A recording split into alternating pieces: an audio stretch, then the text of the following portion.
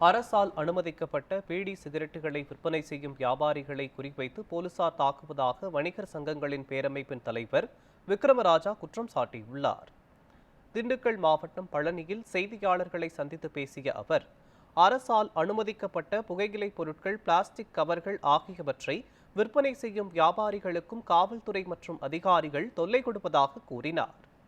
அரசு அனுமதித்த பொருட்களை வியாபாரிகள் விற்பனை செய்யக்கூடாது என்றால் தயாரிப்பு நிறுவனங்களிடம் அரசு பேசி வியாபாரிகளுக்கு விநியோகம் செய்வதை நிறுத்த வேண்டுமே தவிர வியாபாரிகளை தொந்தரவு செய்யக்கூடாது என்றும் தெரிவித்தார்.